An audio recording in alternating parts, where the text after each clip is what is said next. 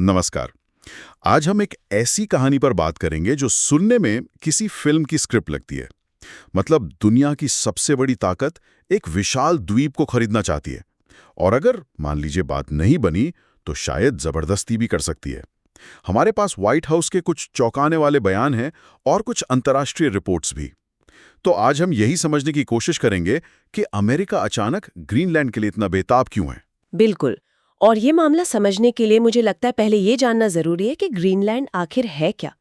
ये डेनमार्क का एक अर्ध स्वायत्त इलाका है। आबादी मुश्किल से आप समझिए 57,000 के करीब।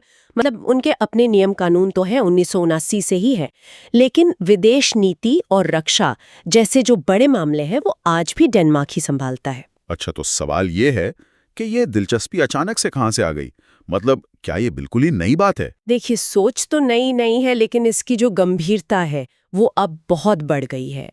आपको याद होगा 2019 में राष्ट्रपति ट्रंप ने इसे मजाक में एक बड़ी रियल एस्टेट डील कहा था, पर अब ये मजाक नहीं रहा। क्यों? ऐसा क्या बदल गया है? बदला है आर्कटिक।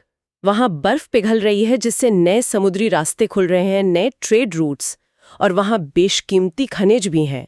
और सबसे बड़ी बात, उस इलाके में चीन और रूस की दखलंदाजी बढ़ रही है।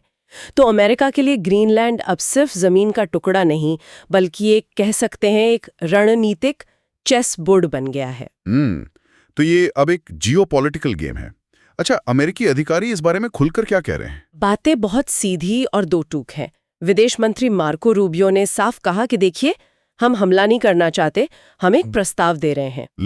लेकिन राष्ट्रपति के एक सलाहकार हैं स्टीफन मिलर, वो एक कदम और आगे चले गए।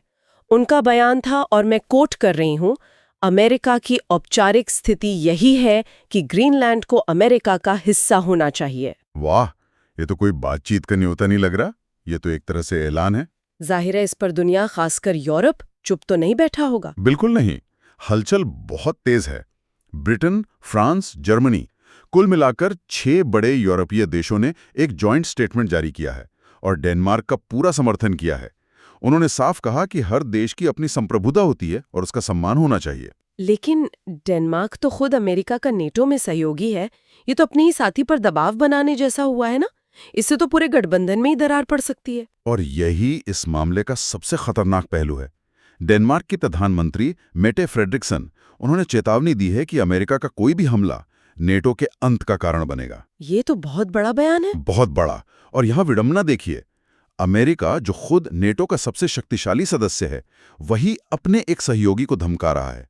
अगर लीडर ही नियमों को तोड़ने लगे तो फिर गठबंधन का मतलब ही क्या रह जाता है? सही बात है।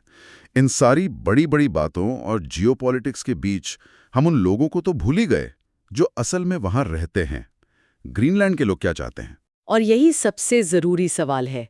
सर्वे यही बताते हैं कि ग्रीनलैंड के लोग डेनमार्क से पूरी आजादी तो चाहते हैं, लेकिन किसी भी कीमत पर अमेरिका का हिस्सा नहीं बनना चाहते। अच्छा। इलुसैट शहर के एक 27 साल के निवासी हैं मॉर्गन अंगाराजू। उन्होंने कहा कि ये सब सुनना भी भयानक है। उनकी एक बात मुझे बहुत सही लगी।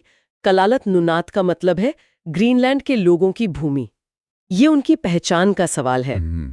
तो कुल मिला के ये सिर्फ जमीन का एक टुकड़ा खरीदना या बेचने की बात नहीं है। बिल्कुल नहीं।